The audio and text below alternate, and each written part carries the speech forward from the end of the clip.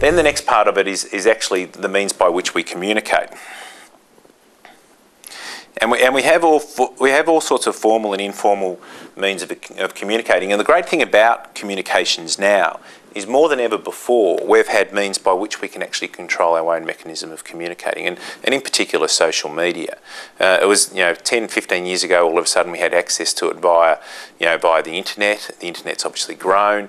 Prior to that, it was really based on a few communications that we'd have via yearbooks or demon newsletters or these sorts of things which would come out from time to time. But now we've got these fantastic mechanisms to do it, and we've taken a very active position in regard to that, and we've found that it can be both one where you can be very responsive to whatever circumstances are actually being put in front of you, but more than anything you can be quite proactive. I've got 1,500 or so people who follow me on Twitter. What I can now do is not only paint the picture as to what we're trying to do as a club, or my own experience as a CEO, which you can then share with other people, but what you can also do is if you see something which is quite clearly wrong, or something which has been responded to in a way which wasn't originally intended, you can send out in 140 letters a response which actually can correct all that. And I've found by just sending out a little Twitter from time to time, it then gets through onto the forums and even gets picked up by mainstream media and does correct the situation quite clearly, or quite quickly. But we've also got the other means, by the way. So you've got the ones that we control, and we want to be very, very proactive in regard to that, and I think in the end we'll take some very big steps. And then you've got obviously the one which you've got less control, which is mainly the media and how that actually plays out. And again, this is where quite clearly you can get caught up in this very defensive attitude if you're not careful. That the one thing about the media, and people can have a million different emotional responses when you talk about it. But the most fundamental aspect of it is recognition that their job that they play in life isn't there to make us look good. So if they see something negative, they'll write it. If they have an opinion of something which is that we haven't maximised an opportunity, they will say it. There are a whole lot more people who are employed by the AFL media now as accredited media agents who than there are actually playing the game. So this thing is this massive industry in its own right, and it can be a bit of a beast. There's no question of that. But we also have to be totally pragmatic and proactive as to how we deal with it and operate within it. And I think, as I said, the most important one and the fundamental of that is that they're not here. Their job's different to ours. We want nice things said about us. They're not necessarily going to say it. So let's not get negative when that happens. So despite this big thing happening and almost this human nature approach that if you see something in the media which is negative towards you, that you're going to respond in a way which is defensive.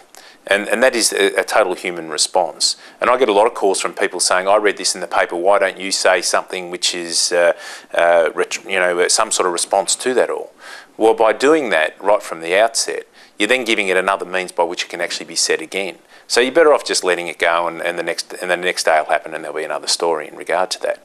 And the other attitude is that I don't think people can make up their own mind as well. But people are out there who see and read stuff in the paper will also have enough background and knowledge and understanding of what the club's trying to do via the means by which we can control to generally make up their own mind whether something's correct or incorrect. And I think one of the big mistakes you can actually make is to underestimate people's understanding or intelligence when it comes to stuff that they actually read or they absorb via the many means of which are very pervasive media which it now applies. So from our perspective, the key components of it are that we will educate and develop our people to respond to the medium as best they possibly can, and that's through formal education, but also through the growing up and through having an emotional maturity to deal with often negative situations, but also recognise and understand that if we perform badly, or if our players behave badly, or our senior people behave badly, well, we're up for grabs, and we will cop it. And we'll cop it in all sorts of means of which the media is available. But that is just what we're dealing with. So let's not ever get away or try and think that we can somehow beat it. It's just what it is. And so what we try to do is make sure that we have good maturity and good skills to deal with it as best we possibly can, and also try and use as many mechanisms by which we control the output of information as best we can, all against the various storylines and the narrative that we're seeking to build, of which the most critical one is bringing people in as part of it all. In terms of the brand, though, there's also the sort of the look and feel aspects of it as well. And we're doing a lot of work on this at the moment.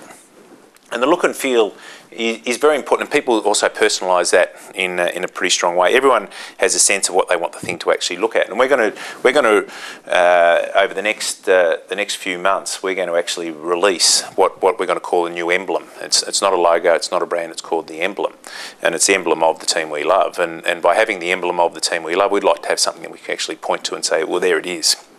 And so what that's going to actually build off again is this narrative. And the narrative is trying to create something which looks and feels like the club should look and feel, and it must have a reflection on the heritage. I learned a lot by going to Barcelona or going to clubs like Liverpool or Everton, just how rich those sorts of things are. So the look and feel that we will have as a club in regard to our emblem will be quite different to what most clubs actually have at this stage. But we want to be able to point to it almost as a means by which grandparents can talk to grandchildren and say, this is the Melbourne Football Club and this is why it is what it is, and here are the components to it. Did you know this? Did you know that?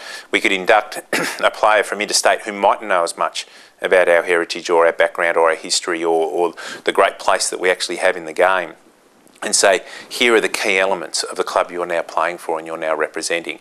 And he will, straight away, that will form part of him, and it'll be part of his jumper, it'll be part of his whole, it'll be everywhere and all pervasive in and around him, and they'll have that great sense of it all. So the emblem will be released. I've been able to show a few people along the way as part of our means of just getting a little bit of feedback, and so far the response has been fantastic, and it'll be all the things which I hope. I'm sure it'll be a little tad controversial. There'll be a few people who'll have their own views of it all, but I think people will understand what we're actually coming to. So I try not to overcomplicate branding too much. There's a million brand experts, and there's a lot of advice you get in this area, but the fundamentals of it is understand what the narrative, the key things that you want to do, and how that drives you from a response point of view, but also in regard to the feeling you need to get in regard to the formal aspects of it all. Understand that you've got many mechanisms by which you can communicate, those which are very controllable, and maximise those opportunities, but also try not to establish this all defensive attitude towards the media. Every so often you're going to read stuff you don't like, so be it. I hope you enjoyed this Whiteboard Wednesday. It gives you a bit of a sense of where we're going in this important area, and I look forward to catching up with you next week. Thanks very much.